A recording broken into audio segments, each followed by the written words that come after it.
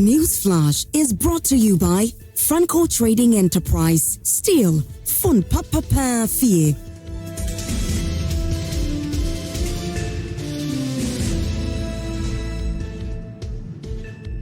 All right, you're welcome back to Prime Morning, and we're moving on to News Flash right now, and I've been joined by my guests in the studio. Well, two of them. We're expecting the third, but the first who came in is Richard Manuribe, who's a member of the NDC Communications Team, and apparently he's been with us from day one. So it's good to have you, Richard. It's the first time I'm meeting you here, but yes, I've heard that you've been around. Yes. And we also have Eugene Kwekubod, who's the Executive Director, Center for Social Innovation. Good morning to you, Eugene, and welcome. Welcome to the show. So we're expecting Sefah to come join a little later, but we can start, and I want us to start with we're going to be talking about illegal mining, and stakeholders calling for us to do something. You will have to really intensify the fight. So we'll get to that, but I wanted us to start with the NPP Regional Elections. They've had their regional elections. It looks like things turn out quite well for them. And I wanted Richard Sefah to have the first bite, but he's not here. And so I'd ask you, Richard, what you make of how things panned out. Any surprises? Any worries as to the people who have been elected and how much of a threat they can be to the NDC in 2028? First of all, let me say good morning to you and good morning to my colleague. And then I can't do away with the good people from Kwanta South constituency in Oti region. And good morning to His Excellency, the President of the Republic of Ghana, President John Dramani Mahama. In fact, it's been a while that you don't see me on J Prime. I think I had a lot of calls, why am I not? Because I was doing some academic work, I couldn't have time to come. So I'm back. And I can assure you that we'll still work together. And then viewers and listeners who were that worried of me not coming, it's not intentional or it's not any other thing. In as much as we grew, we must learn as well. We must impact in knowledge and then be able to enrich our mind with the knowledge we have. So it's also important. You talk about the NPP regional elections and matters arising, and whether it's a threat to the NDC. If you identify the people who have been elected. Whether they are threats. Because there's a party machinery. Of course, I agree with you. I actually agree with you. Israel, the NDC is a political party that has had a goodwill of the people of Ghana. And then we are very proud as to how Ghanaians are cooperating with us. And in all society, everybody is happy the way President John Dramani Mahama is governing. If you look at this, the economy today we are having, quite some time ago, Israel, being a little boy, I've seen you in the media. You are a legend in the media. You follow stories, you follow trends, you follow political parties, and as much as you follow governors, rather than from rolling stamp to date. Yeah. Those that don't know you. I know you too well. And you know that the current government under President John Dramani Mahama, Ghanaians can now hold their flag national and be proud. Ghanaians are now saying that this is the time they've seen a president come back with the forces that there's liberation in the economy, there's liberation in the security, there's freedom of speech. And these are things an ordinary Ghanaian want. An ordinary Ghanaian want a 3 square meal a day, which is happening today. An ordinary Ghanaian doesn't want Ghanaians have had... It's a reality. I grew up in Kwanta South constituency, precisely Bunache, and I am coming from a farming community. If you ask farmers today, even though they are worried, they can tell you how food inflation has dripped down and is affecting their products. Food stuff are very cheap. Recently, I went to a restaurant to buy food with a colleague, and he said he was buying food of 15 cedi. He was surprised; he couldn't even finish it. And these are the things we want: basic commodity. And you understand Maslow's theory of physiological needs. You understand? Basic needs are reality. Security is reality. In as much as those days, I buy a lot of food to feed my dog more than myself because I need more security to protect myself. There was insecurity in this country. And these are the things Ghanaians want. Now, in as much as we can't say 100% we have liberated Ghanaians, a Ghanaian today, the youth today, can be proud of the country we are having. And these are the things Ghanaians are looking at. So the NPP regional elections has no effect of the current situation. But the gymnastics they are doing is that they are trying to fill a vacant position in their party so that they can also exist. You talk about threat. What is a threat? We all do SWOT analysis of our personal life. We do SWOT and we do petrol in our institutions. So for you, I mean, you're not worried at all. There's nothing that will affect the NDC. But let me congratulate some few guys who I think that in as much as we do politics, there are some decent youths that we must also see to them, in as much as the political party belong to. I want to congratulate my brother Bernard Okoboy, being the Greater Accra Regional Chairman. But Israel, come to think of it, your constituency rejected you. And you are becoming a regional chairman. It will help the NDC increase their vote in the Greater Accra region. And if you look at a region like Bono region, Abronya is back again. Excuse me, Abronya is back again. Someone who has lost all the seats in his constituency, the NPP is maintaining. This shows that Dr. Mahmoud Bawumia will not even be able to get 32% of the total vote. And that is what we want as the NDC. Hold on. We are happy. Let me get on to the phone lines and to speak with Evans Sinemaku, who is the Director of Research and Elections of the NPP. Good morning to you, Evans. And it looks like you guys had a successful election at the weekend regional elections. And the party has spoken. They've elected the people they feel are the ones to lead the party to victory in 2028. Are you confident the people that have emerged? Good morning, and thank you for having me. Let me extend greetings to your listeners. The gentleman you were talking with, I think before I get to your question. Richard. Richard who? Yeah, Richard. Okay, well, let's put that aside. But the New Patriotic Party used legal framework that takes into consideration election of leadership that is in line with our constitution, rules and regulations, and all other related laws in terms of how elections must be conducted. This is an exercise that was supervised by the Electoral Commission.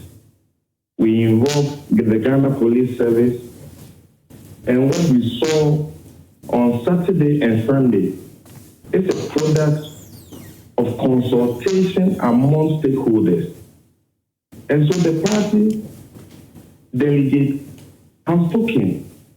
These are the leaders of the party at the regional level. They are going to ensure that the interest and welfare of the New Patriotic Party is well managed. I heard him say some people have lost their elections and they were rejected.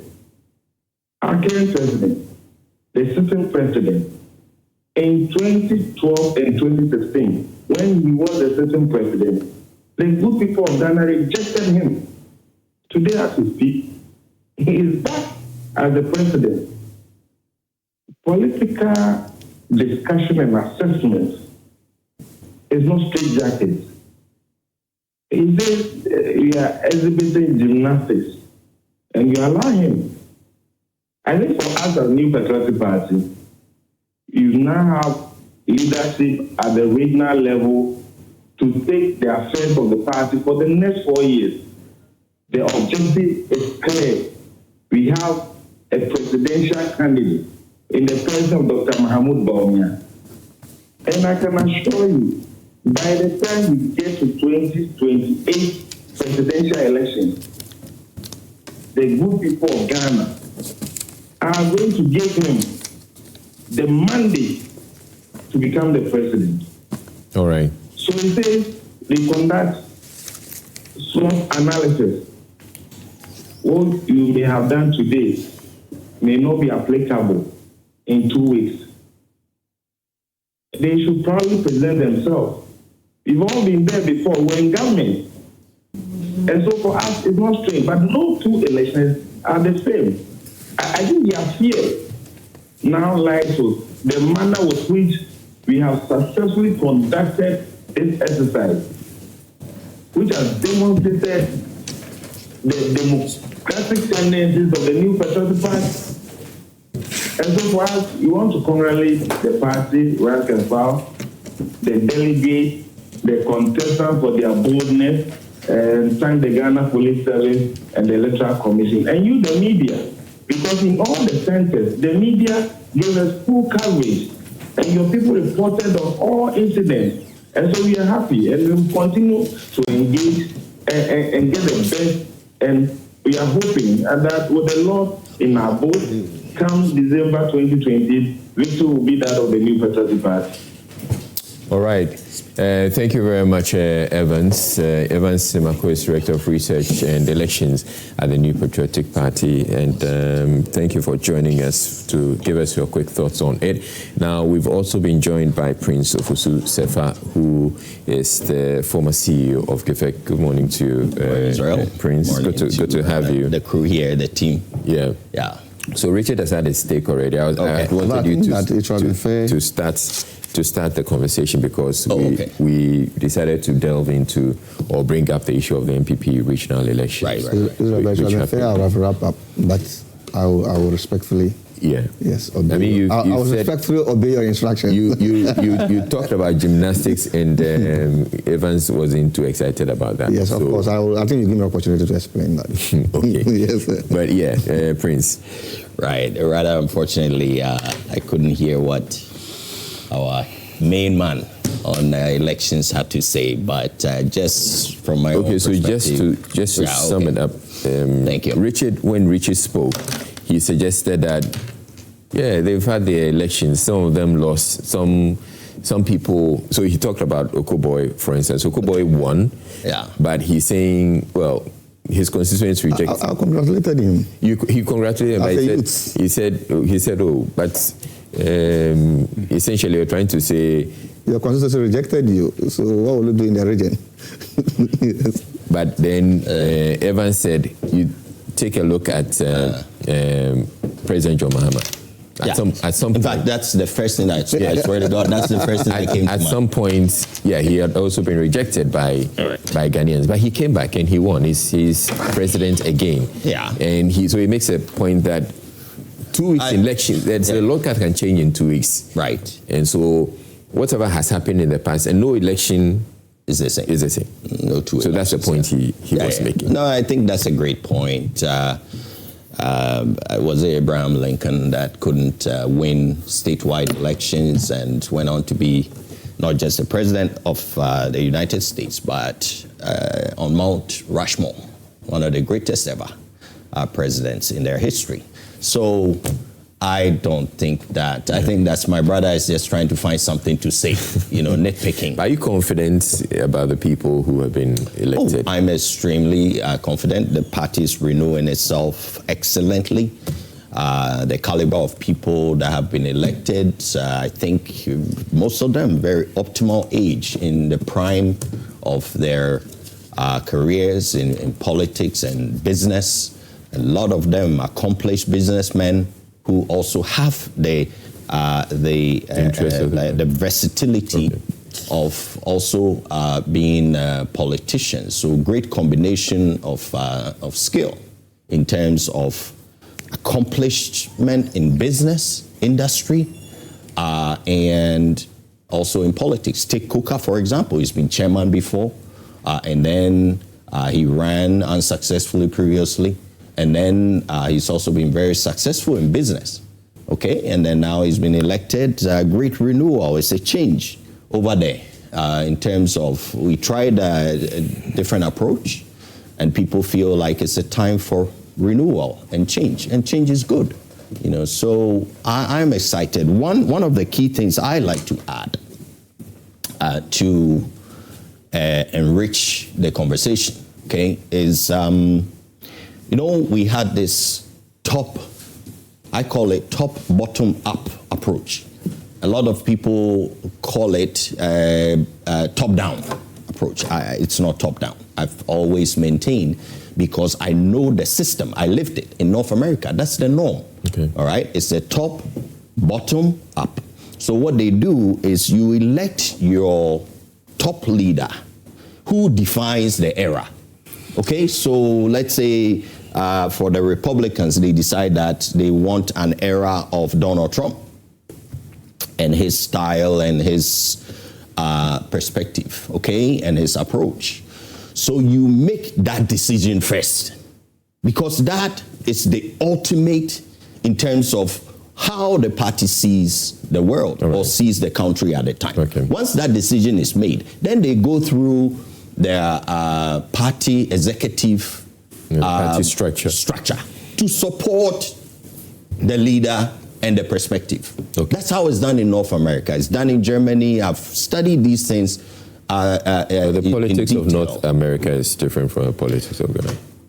Well, I mean, look at our presidential system. It's some combination of the American system along with a bit of the British hybrid. There's nothing wrong with adapting. I'm not saying there's something wrong. I'm just saying that we can't compare the two, because the way we even think when we go to the polls is different from the way an American would think. Or what would drive an American to vote for somebody is different from what would drive Ghanaians. That's what we think. I have almost like a brother who is studying in Germany right now. And he went there when he started his political science master's. It's another master's he's doing there. He said he was amazed at how peoples around the world are quite a lot more similar than we think. The way voters think, voters think, there's more similarities all over the world than there are differences. Of course, you have some peculiarities here and there. So what I'm trying to say is that when you use that approach, and when we adopted it, okay, wherever it came from, we adopted it. People, I was telling them, because I had the experience of that system, and I was telling people, I not only support this for any convenience sake, but I support it philosophically. And many didn't understand. You know why? When you use the bottom-up approach, one of the problems with the bottom-up, the normal bottom-up approach, the conventional, is that the flag bearership contest to come infuses almost all that happens down below. Everyone is thinking, okay, we're going to choose these people. Do they support this person or do they support that person? When they get to the next level, everything is defined by the ultimate election for the flag bearer. Right. All right, that's a huge deficiency with that system. When you look at the NPP approach right now, I think it should become the norm. I believe in it, because when you choose the leader, okay, now down below, the question is not all that much. It has some effect always, but it's not how much this person supports the flag bearer or not. It's more. It becomes more about how do we think this person can do the job to support the flag bearer and the party to achieve its objectives. And we've seen some of it. There were some differences. You see the flag bearers, supporters, some of them are in this camp or supporting this person. Other people within the same flag bearers, in circles, also supporting other people. And it's beautiful. Okay, so I think we've gotten some of the very best, all right, leadership at the regional level. I look forward to a similarly effective and a competent team at the national level. Okay. All right, Eugene. Well, thank you, Israel, and good morning to everyone. I think that perhaps the healthiest takeaway is that we haven't had, too many reports of instances of violence and the usual concerns that attend to elections. So, for me, I don't have much to say. Okay. I think that the comments of my If you don't have much to say, then let's go to Galamsey. Let's do that. But I think that I need to do a brief response to what. Okay, let's hear it. And then said. But as my brother said, he's I think a social advocate, and reality observation are allowed in every democracy, and that's your finding. But I can assure you, if you have a government that believes in democracy and strengthens security, there will not be any election that will be violent. I agree. It's a reality. That's a reality. Because even when they were in government. Essentially, you're giving credit. yes, I mean. So the peaceful election that they had. Credit to NDC. Of course, if you have a government that believes in democracy, strength and security, they would never be. You have bastardized all our institutions. We have seen elections. We have seen elections under the NPP in their regional elections. You saw the fight and the blows. Even in their internal elections, we had seen. Hold on. Then India government, when the President Nana Akufo-Addo and Dr. Mahmoud Bawumia were president. So I mean, let us applaud. Let's get to Galamsey. Let us applaud the current democracy. Nobody believes what you're saying. You talked about the top-down approach. I want to tell you something. What I've observed in these elections is that stick with your approach. Most of the regional and constituency elections have been changes. They believe that they didn't do well in the previous government, but they've changed most of them. Actually, 70 to 80% of them are now new executives that have come, but they forcefully impose a candidate on them. But then it's a credit to us. Can you imagine how did you maintain a candidate that your former election, the expand electoral college, made them vote for him as a flag bearer first before you now coming down? You're telling me that it's not top-down approach, it's an North American approach. Meanwhile, the people of Nkwanta South practice Nkwanta democracy and Ghanaian constitution, and that is what we are looking at. So I believe that it's a credit. We want a responsible opposition. Okay. We want one internal practical democracy that we can be bold as Ghanaians. And that is what we expect you to do. But in any case, we are ready and we are still governing. And we will govern to make Ghanaians proud. That's our priority. All right. So, Eugene, now, illegal mining. So we're having to have this conversation. In the intro this morning, I was talking about the fact that, we too easily stop talking about an issue that should be pressing, that should engage us, that we should keep harping and talking about until something is done about it. And Galamsey is one of those. Yes, this morning, Kwekwa Santing, his fellow Ghanaians piece, was making the point about the road carnage. We seem to normalize the 12 people died in a road crash. And it's just one of those. Yeah. But we should stop seeing these things as just one. We should stop normalizing them. Galamsey, we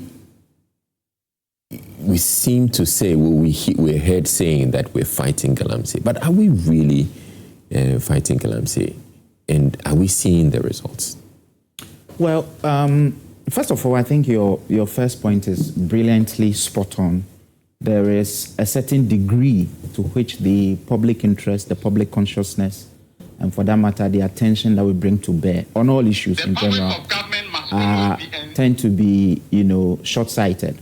And you are right in pointing out that an exception must be made within the, parameters of the Ghanaian public thinking for issues that are critical, that are, life-impacting, that have long-term consequences. Unfortunately, you did not admit that the media, in your very bona fide capacity as the fourth arm of government, as many political theorists will coin it, perhaps responsible, chiefly for that development, because it is you that introduced the issues, and perhaps it is you that should track it and keep it at the centerpiece of discussion. So this morning, for instance, we have spent about 20 minutes on the elections. Let me drop a which will affect how much time we spend on Galamsey. Please do so. Please do this. We always say that the media is the fourth estate of the realm. But the media is the only estate of the realm that doesn't benefit from the largesse of government. It doesn't have to. That is not how it is set up. Because, look, the media is stressed out. The media is not well equipped. Yes, but there's so much responsibility on us, and yet who is ensuring that the people who are paid with the taxpayers' money? Yeah, but you would agree that. So I'm just dropping this jab. You can continue. I'm not saying that we shouldn't do our jobs. Yeah. Yes, there's a responsibility also on us to ensure that the matters stay on top, or on the front burner all through as often as possible. But how can we help it when here in this country we have scandals upon scandals upon scandals that every day something new comes up that we have to talk about. Mm-hmm. Okay, so that's the challenge as well. It's a serious. No, I agree with the spirit of the concern, but you see, it is a philosophy and a design issue. The way that modern democracies are set up is such that nobody expects them to operate at 100% efficiency. And if you say that the media must necessarily, or any other arm or factor of society must necessarily be a direct beneficiary of the largesse of the state before they can hold institutions accountable, that idea itself will be problematic. The fact is that the media is poorly resourced, and we can run away. Perhaps so. But I'm saying that within the framework of multi-party constitutional democracy, as we have envisaged it, the bulk aspect of the media is supposed to be private people, which itself sets the stage for independent journalism, scrutiny, and analysis. Yes. So any direct connection between the media and the immediate organs of state itself begin to blur and bring into question the independent thinking that must underpin. There are ways to do that, but I'm not saying that's not the focus of the conversation. Sure. So we'll not dwell on that. Sure. No, so you go ahead. That's fine. So, but on the issue of Galamsey, I think that it's one issue that has really rallied, our national sentiment as Ghanaians. I think across the divide, all of us are deeply concerned. Yeah. We have seen waters being entirely polluted. We have seen market women reporting that the sort of water that they have are now so polluted that they must add chemicals to it before they can use to prepare food. So the issue is one of grave concern. And civil societies, I think that the broad emphasis of the topic for this discussion are right in calling for higher scrutiny and more results. But we must contextualize and ground the conversation. Between 20 and 2024 was when this issue exploded. I think there were key national conferences that gave us a snippet of how really big this problem was. I'll make references to two instances. One was when His Excellency, the former President Akufo-Addo, had a conference, and I think it was in Kumasi, and commented that really the government had militarized the situation. They had, brought in a lot of force to bear, but still the problem remained, quite unsolvable. My favorite though was when the Otumfuo of the Ashanti nation, participated in one of those conferences and commented that if we were to be honest, that gathered right there in that room, they could identify the captains and the chiefs and the people who were actually behind the Galamsey. So it tells you how complex, how difficult, and how inextricably interwoven it is into the Ghanaian economic, political, social, religious, and even spiritual fabric. And so any expectation of solutions must be grounded against that background. Now, we have seen that the measures that the former government put in place, which by 2024 really were not working, because if you look at the rankings, you look at the Fraser survey, for instance, by somewhere close of 2024, we had fallen to something around 43% or so. And we were now tailing behind, countries like Botswana, Zambia, Cote d'Ivoire, countries that we beat in many aspects of our political and economic life. But moving on, 2025, 2026, this government has come in, put in some measures, and perhaps you cannot find any independent evaluation of the measures because one of the reasons that it's perhaps too early. But we are beginning to see some early signs, and I would want us to contextualize the discussion on that. Okay. My key recommendation and expectation is that, so one of the major constraints is that we use this physical approach where, we send guards and people to the Galamsey sites, we seize equipment, and sometimes those equipment find their way back into the system, but we seize the equipment and we try to destroy them and things like that. And then after a while, of course, the security forces cannot be there forever. They come back to base and then the activities resume. That is the trend we are beginning to see. We need to invest in a lot more technology and a lot more precision systems, because what that will allow is this. If you have a satellite system that monetizes and captures all the key areas of interest, forest reserves and things like that, then you can do pinpoint action. Today, in real time, if somebody is encroaching on a forest reserve in the Ashanti region, you can see in real time and then deploy the forces there, as opposed to, just merely, sending forces about, which is not sustainable. So the thing that I would want to see, top of my list, is a lot more investments in the technological capability which now exists and which can be deployed to solve this problem in real time. The second thing is that we need timelines. I am willing to concede that some of the things that this government has done consolidates what the previous government was doing. For instance, the establishment of the NIMOS, creates a situation where you have a central command. You have one central institution, responsible for that. But we need some timelines grounded in empirics. For instance, how many rivers have been completely degraded, and what is the time frame for their restoration? And if you take things like formalizing, small scale mining, for instance, what are the specific timelines so that we can hold the specific government institutions accountable? I agree that some of the reforms will take time. For instance, there is a proposed new act meant to, revolutionize the whole space. But I think for the low-hanging fruits, citizens want to see specific timelines. And if we meet those timelines, it will go a long way to bolster confidence in the bigger plans that government. You talk about NIMOS as being one of those that you feel that makes the fight, well, essentially centralizes the fight.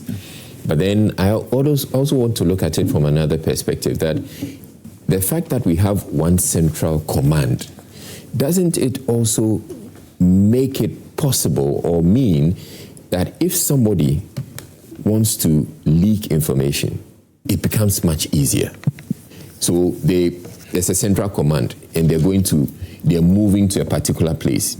If somebody has that information from that central command, they can make that information available. Because one of the problems we've had with the fight against Galamsey is that people dispatch people to go and stop some encroachers, and then before they get there, the people have dispersed. Well, two things. Because they had information. True, two things. But that will still happen if you have a fragmented, dispersed system as well. The fact that it's centralized does not necessarily mean that all information should be available to all persons. It has to be, the rules of national security apply. It's a need-to-know basis. And you see, actually, by centralizing command, centralizing deployment of information, we can catch whoever the leaker is. Because if you have a system where you categorize national security operations in respect of Galamsey as top-tier information, and you have maybe 2 or 3 or 4 people who just know the information before the action, then it becomes very easy to pinpoint. This is gold you're talking about. Then there's a lot of money involved. They can essentially, Once we admit that, then we are saying that they can incentivize the president to stop the work. Right. So I think that's a bit defeated. Let me come to Richard. Richard, so yes. It's right. We all agree, as you said, this issue is a national security issue.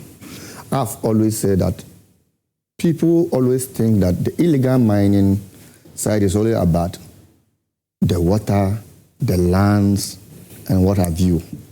But we have forgotten about the woman's security that is involved in the illegal mining, which is one of the serious major issues as part of the issue.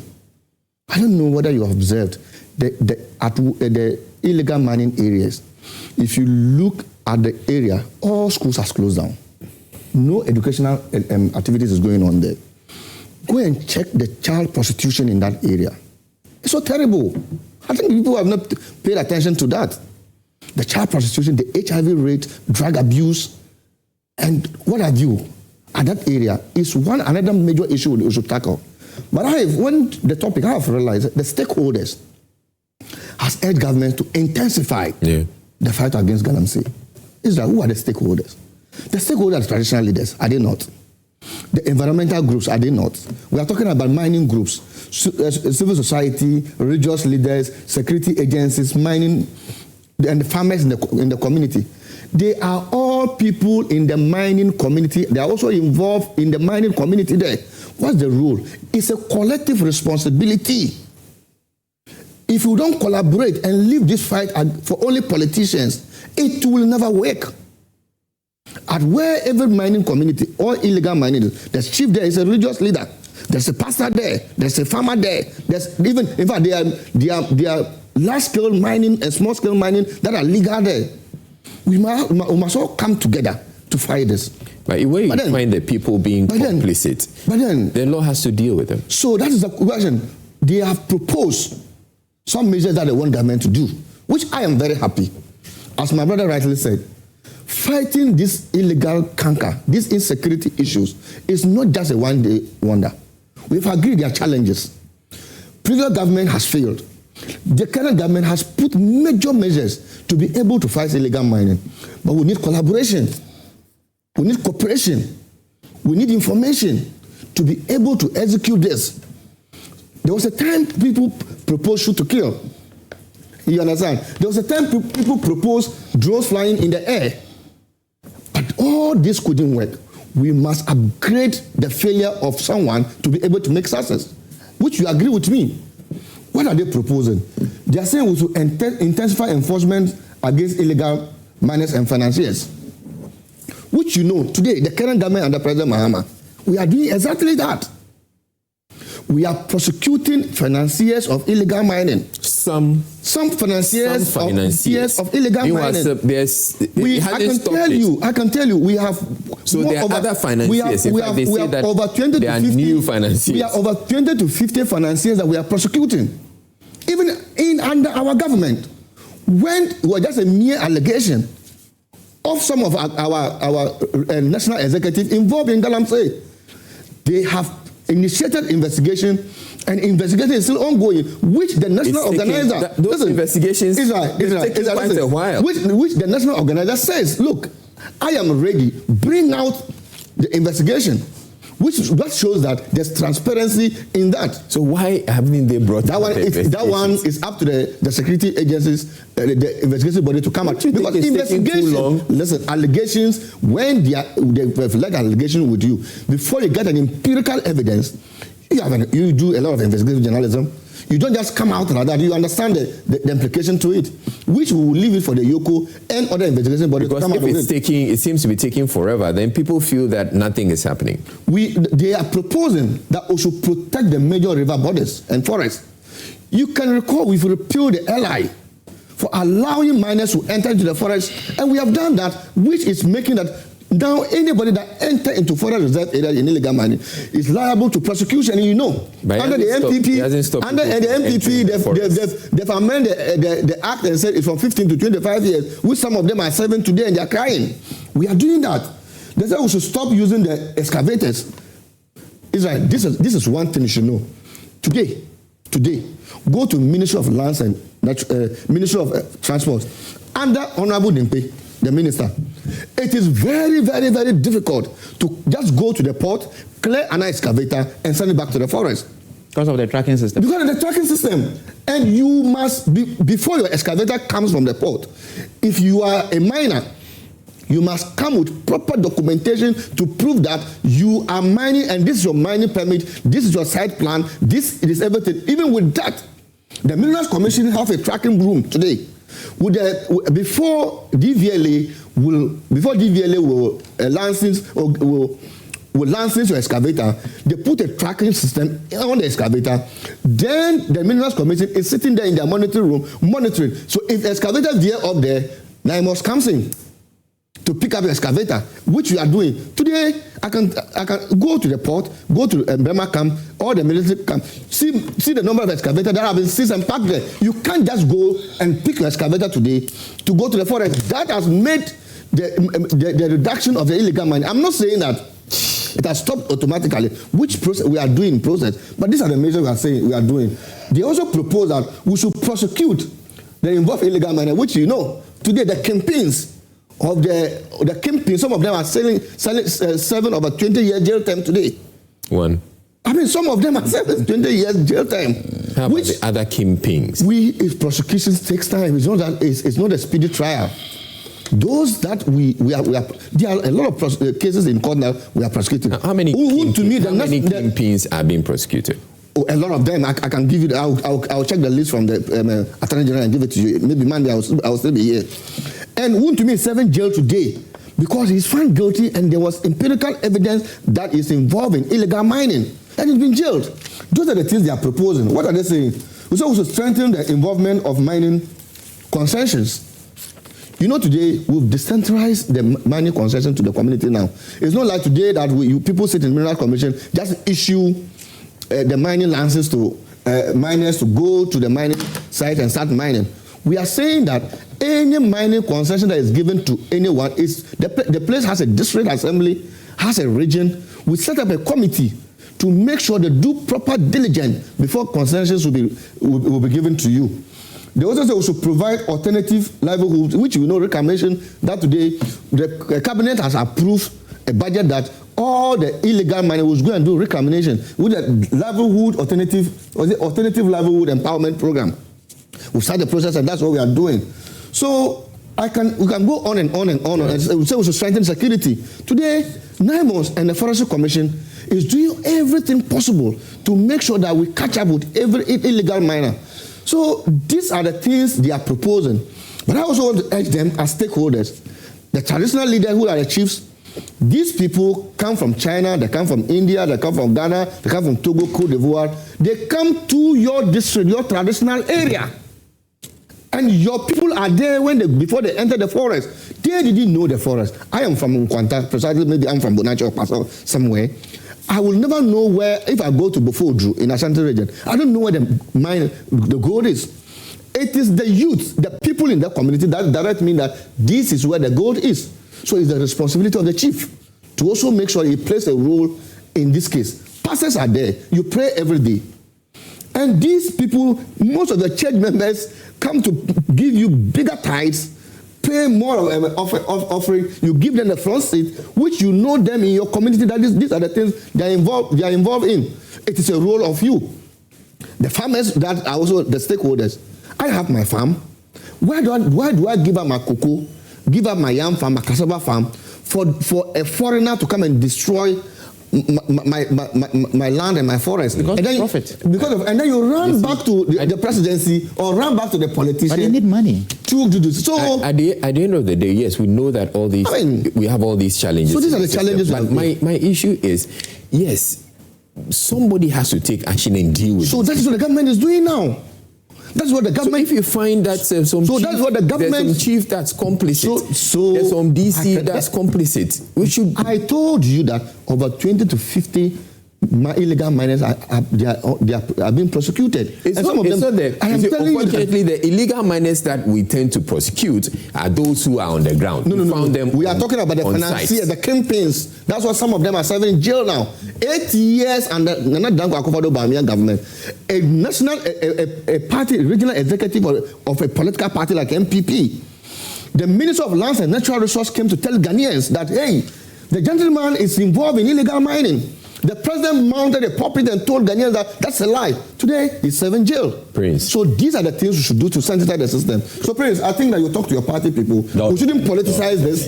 We shouldn't politicize this. Let us be cooperative to be able to fight this illegal man. Else, there's a big problem. Prince, are we able ever going to be, succeed in this fight against Galamsey? We must. We must succeed. We don't have a choice. CSIR just came out and said 60% of our rivers are gone pretty much forever. And they even talked about the fact that we cannot restore them to their original state, even if we try.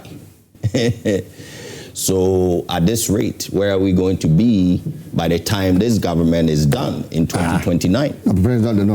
Israel, don't interject. It's fair you correct him. Please. Illegal mining didn't start last year. Let him be aware. It didn't just start last year. Please, no. It really started. The current illegal mining.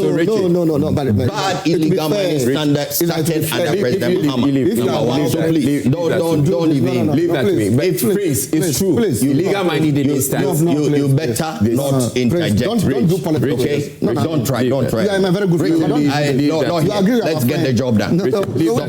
Stop it. Leave that. I'm making the point. That's fine. Thank you. So yes, and Prince, illegal mining didn't start under Mahama. If I can just continue. No, I think I will want the viewers to know that. Please, I need to focus and I need to flow. But it's fair we made that listen.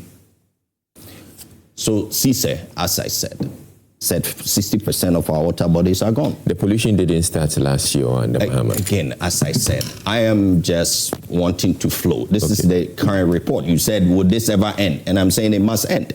And I think this is right in line with the enormity and the seriousness with which this problem is escalating, and we need to deal with it. That's all I'm saying.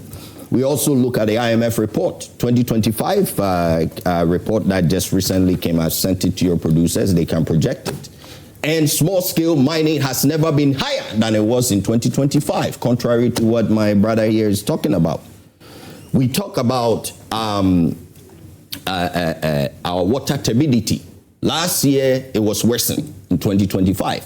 Now, your own Evans, Mensa, is reporting they went to Ghana Water, and everybody is scared to give them the same report they have been having every year. This is the government that said they were going to reset and is going to square with you. The oral, the purveyors of oral. Everybody is afraid in the system, from the courts to the agencies and what have you. We can't even get the water turbidity report. I've talked about this issue on various platforms. Water turbidity is one of the things that I look forward to towards the end of every year to see how far things are improving. You see, because when you get government reps, we've been in government. We know how it goes. They will come in, they will tell you, for example, Richard here was talking about tracking of excavators. Please, it did not start under this government. It was being done under the previous government. That's not true. It is true. That is not true. Okay, so don't tell me things that are true. You can go and check with the Minerals Commission. They were doing this. You can check with DVLA. They were tracking excavators before you came. You talk about NIMOS, you think this is the first time. You talk about water guards and all that. All these things have been tried under the previous government. The bottom line, can you stop? The bottom line is that what improvement or worsening are we seeing? And by all the empirical evidence, okay, it's worsening. The gold board is buying gold without even telling us. Sami Jemfi was on TV just the previous week. Okay, and he could not answer whether they buy any Galamsey gold or not. Meanwhile, the fact is that where is all the increase in tonnage, the metric tonnage that they are buying? And Ghana is recording now, officializing. A lot of it is from small-scale mining, which is what Gold Board, is authorized to do. And most of that small-scale mining is for Galamsey. They can tell us they are not buying Galamsey gold. So all the Galamsey gold, where are they going? I mean, are we kids here? Now some are offering prayers to deal with this problem. When not too long ago, they were saying that we need a state of emergency declared. Pastors were just shouting everywhere, telling everyone that Galamsey must be stopped now. All of a sudden, it's now prayers. Even Ken Ashibe was offering prayers on one of the shows recently. I couldn't believe it. He's a friend of mine. He knows me very well. Where are we going? What is with this hypocrisy? A government that said they were going to do AI, they were going to come in. Some George says 7 days, they can stop this. The president himself said 4 months, he promised. They asked, they were on our neck, said we need a state of emergency. Obviously, it's become clear. Now, all of a sudden, as soon as they knew this, they were scamming the people. They knew the whole time. Isn't this the same government that used Galamsey to obliterate NPP in various Galamsey areas in 2020 and took our seats? Look at this. This is the IMF report. IMF report. The small-scale mine red up there. Look at it. What are you talking about? And we're doing this and we're doing that. Who do you think you're tricking? All these things, we have been doing them. You promised the moon and you promised heaven and earth that when you come in, you are going to deal with this problem. It's escalating. Well, reality has we are 60% of our rivers being destroyed now. By the time they are done in 2029, who knows where we are going to be? And we need to stem this before we can come in and really fix this, because we know that they are not capable of doing that. The NPP government is the only government that was able to stem this problem at least for about 2 years. It's the only government in recent history. Really? Which one has done better? Tell me. Which government has done better? Are you suggesting that? Let me ask you the question, please. Illegal mining. It's a specific question. It's a specific question. Hold on. What I'm asking is, in what period? You can see the graph. Do you see the graph? It's not about the graph. No, it's the graph. The graph is the data. I'm concerned. It's about what was happening on the ground. Israel, what I'm saying is that the graph is there. Contrary to what any biased person will say here, is saying, what does the graph say? The graph said that the only time there was a dip in there, it's right there. We can all see it. That was the NPP record. So you can't sit here and tell me, oh, NPP did nothing. He said failed. If we are failed, you failed, poto, like this. Look at it. Look at the data. What are you talking about? We are the only ones who have shown that we could actually deal with this problem. But this production data. Excuse me? This good production data. The small scale mining is the red angle. It's there. That's small scale mining. Yeah. When was there a dip? Was it under this government? The government is right up there. What are you talking about? But this data, this data is not accurate. Hold on. This is IMF. I'm not done, my brother. Let me finish. No. Please. Don't just interject. He's been doing that the whole time. Please, I am not done. Can I wrap up? No, you do that. Can I wrap up? You just, yes. Okay, you let him finish. When you finish, you can come. Okay, it's very important because I let them flow and he insists he doesn't want me to flow, but I'm going to flow anyway. What I'm saying is that what we see is just selective justice. They have just gotten to me, and then now Galamsey is supposed to be stopped. Everybody knows. Your own senior member of NDC, PV Jantua Boating, said he has never seen Galamsey worse than it is now. He's seen Galamsey in places it's never happened before. The Bosom Tree is an example. Various places in Ashanti region, I don't remember the names. So I'm not from there. But I can tell you that Galamsey has never been worse. Whatever they are doing, trying to hide water turbidity data and so on, and then coming in and just regurgitating and rattling off all these things they are doing, which are having the effect of worsening the problem more than ever. After having promised heaven and earth to the people, we will hold you accountable and we will make sure that we come up with plans to finally really address this problem. In the meantime, please, don't worsen this problem before you leave. Okay? All right. Please. Thank you. You had issues with it. Yeah, that's right. I think that the Ghanaian people will want us to get solution to this illegal mining. No doubt about that. So when you see people want to make, excuse my respect, my brother, to take this an advantage of votes, it's not time yet. Very soon we'll go back to the polls and talk to Ghanaians. The data he just painted and put it, there's no source of this data. I was even trying to, we cannot read data. I mean, we are educated, learned people sitting here. Excuse me. I tried to look, but Israel, let me be honest with you. No, this is a clear information. We all know, between 2016 to 2024, we have the forests that were affected by illegal mining was 8,922 hectares of land that were affected by illegal mining. Was that the President Mahama? We are saying that the damaged forest that was recorded was 8,252.9 hectares. Where is it now? Go to Ministry of Lands and Natural Resources website. What is it now? This is it. Just check. It is not something we are talking about. We are saying that about 5,252.9 hectares of land were damaged. And then another for the Baumia government. Was it under President Mahama? At that time, what were you doing?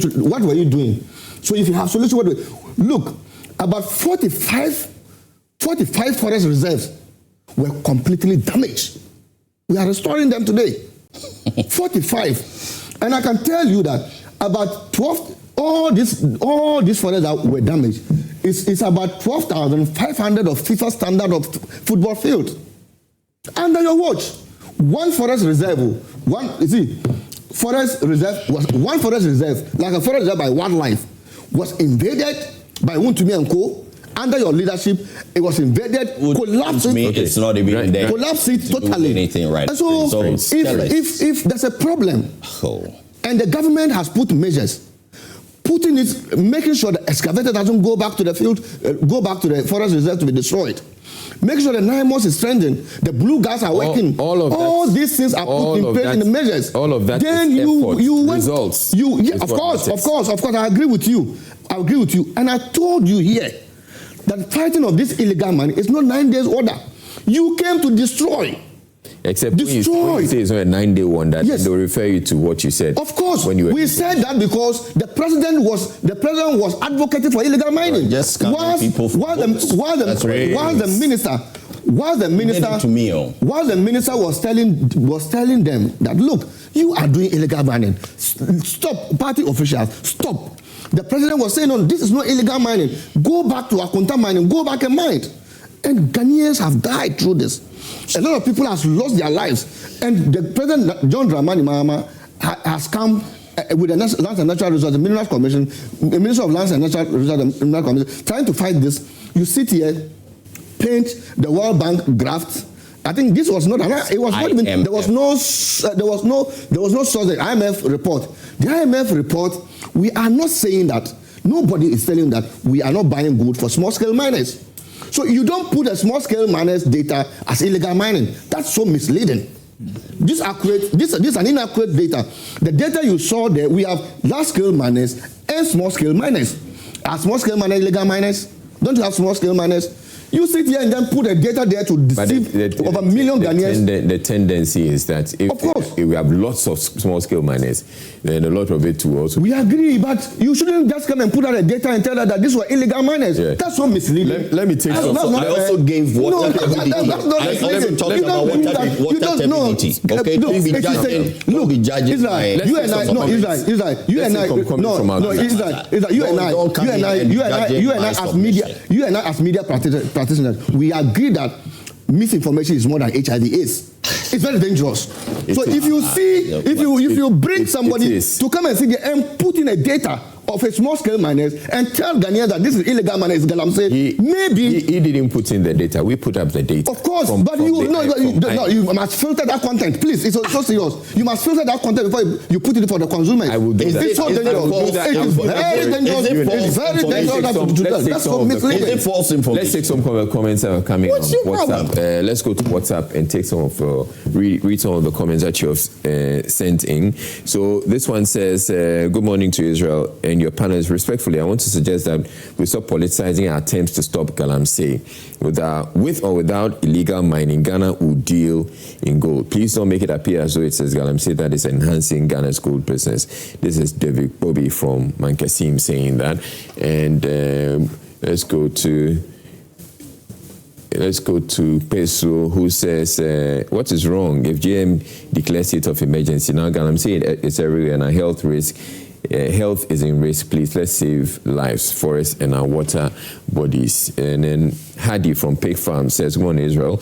Did I hear Evans Nimako saying Dr. Baumia will be president come 2028? Saying Dr. Baumia will be president come December 7, 2028 is like deceiving yourself. That a castrated he-goat can still make a female goat pregnant. If Dr. Baumia has what it takes to be president, he should have used it to help his boss and Ado when things were very difficult for Ghanaians during their time. The NPP man in your studio should calm down. He should also know that if a bachelor lies that he is married, he's only deceiving his manhood." Okay, then this other one. "Good morning to your panel members. This illegal mining didn't start NPP. Why only one to me? This is clear political not sure I'm getting it. This one says, "Good morning. The biggest mistake that good people of our dear nation made was to bring back..." Okay. Moving on. Why? You should be decent in your but they were trashing messages. So, dear host, I think the National Road Safety Authority should intensify the activities on our roads to reduce the carnage. You will agree with me that road carnage alone kills people more than HIV/AIDS and kidney disease put together. The most nauseating thing is you see a plethora of MTTD personnel on our roads.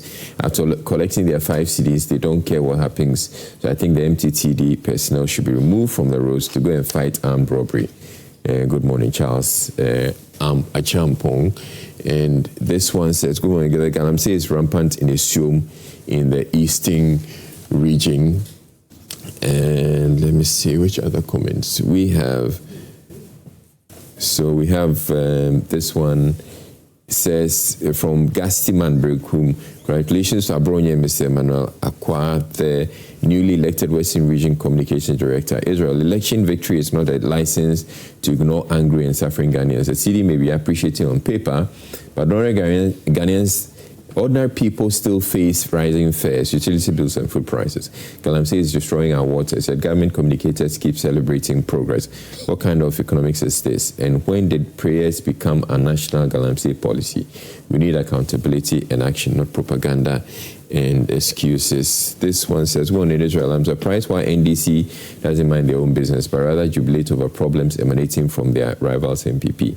NPP is strategically finishing all the important internal elections, allowing enough time for the would-be aggrieved persons to heal by the time the general presidential elections arrive. Everyone may have been healed, so they should rather bother themselves with the tsunami kind of their pending flag bearership contest.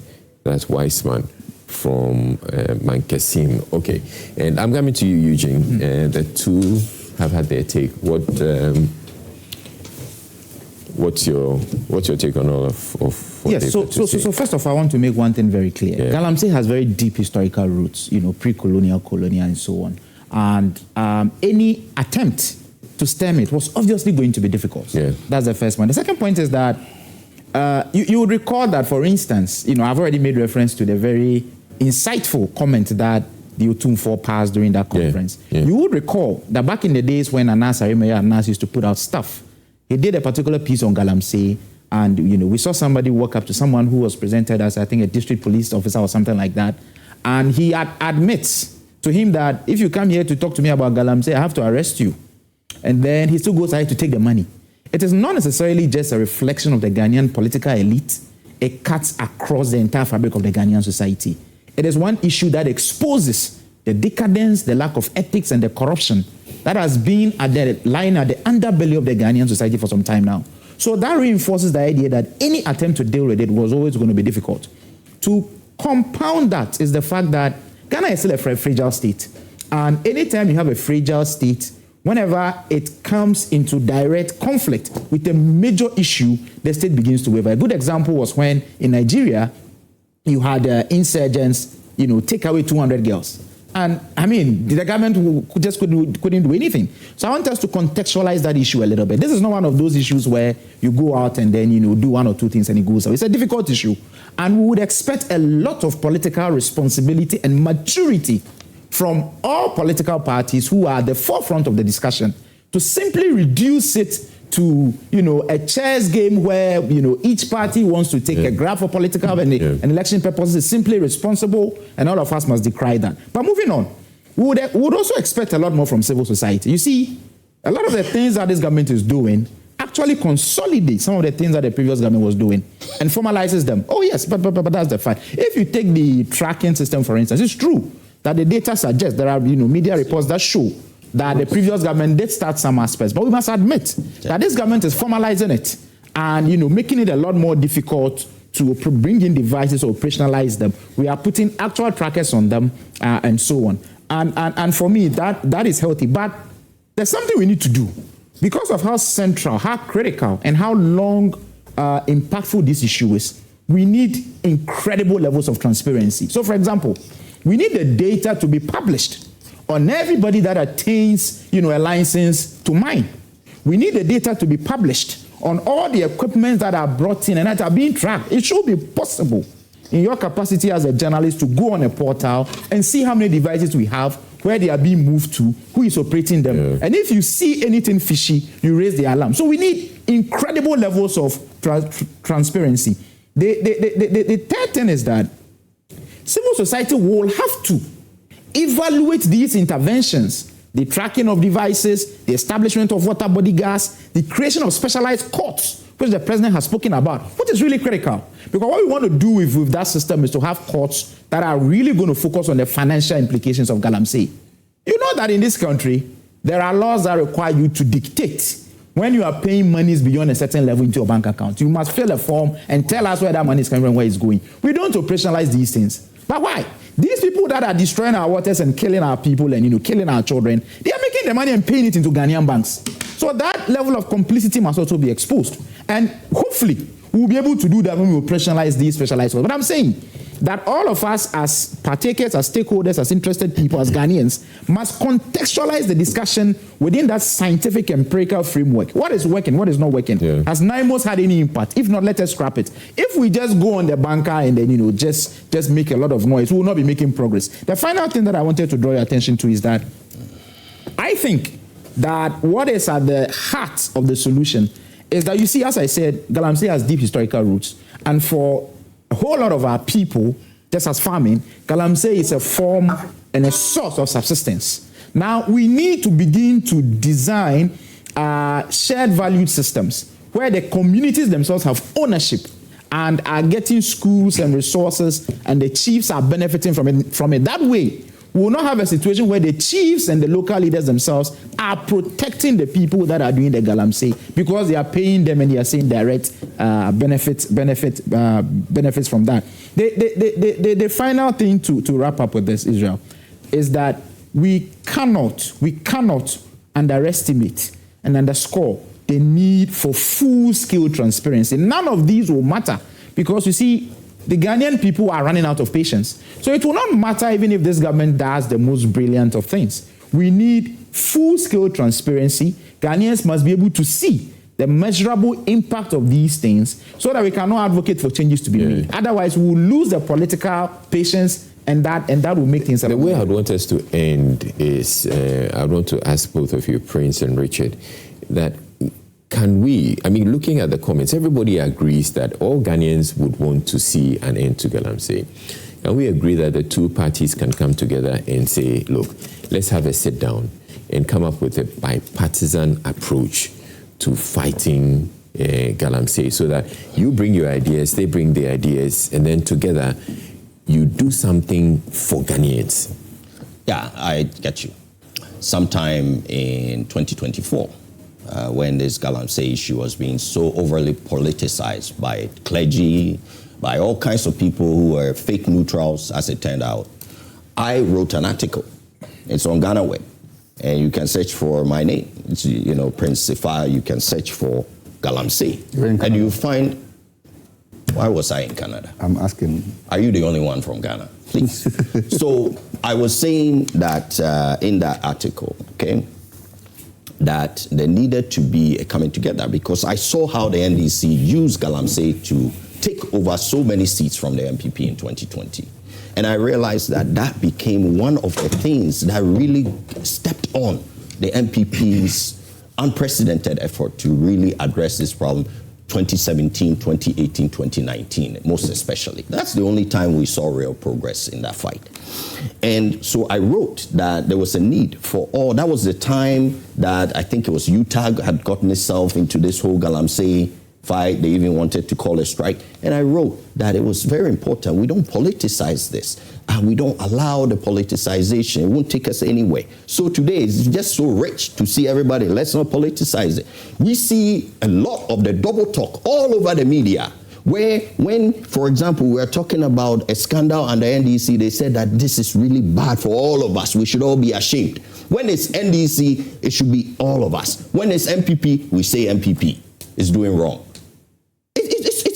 We don't accept, we will reject this kind of double standard. So we will hold the government accountable. This government is responsible for addressing this problem right now. Of course, we will share our ideas like I shared in 2024. And you can read it and you will see that it's very, very Ghana first. And it talks about how the two parties need to be brought in, and that like-minded people within both sides need to sit down and come up with ways that setting standards and setting things that can hold us all to account. They didn't listen. They politicized it. Now they said that we shouldn't do politics. How rich.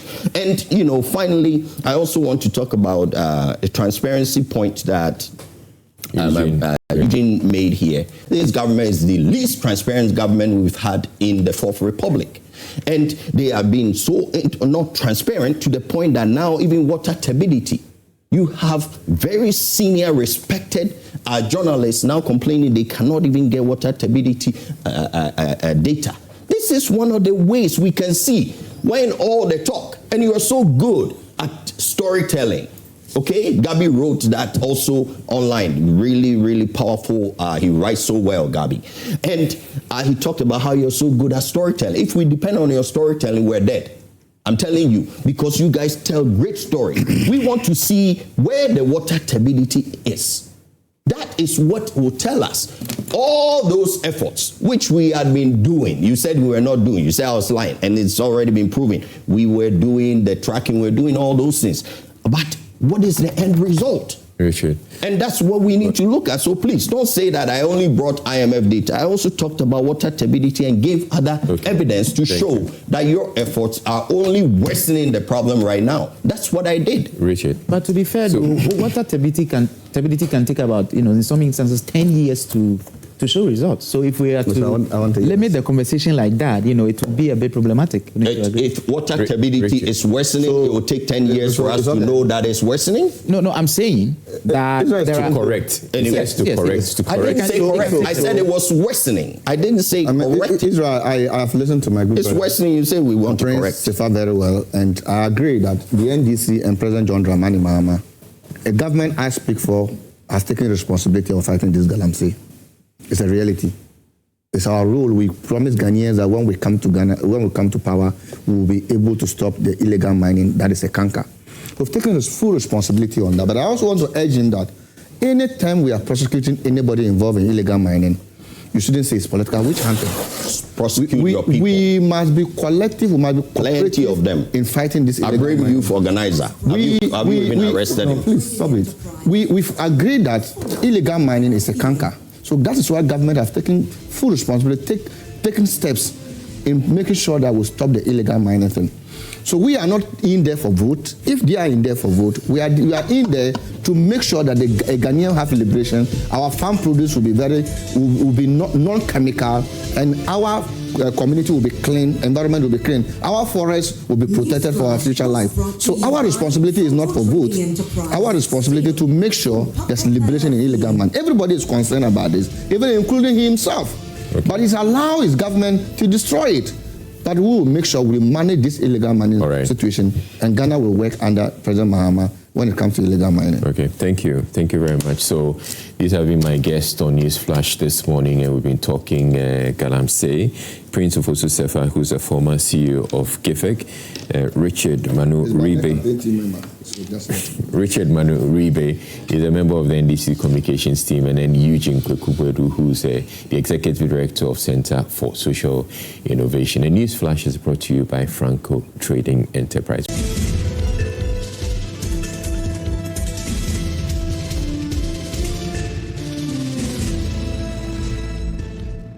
Newsflash was brought to you by Franco Trading Enterprise. Still, fun papa fear.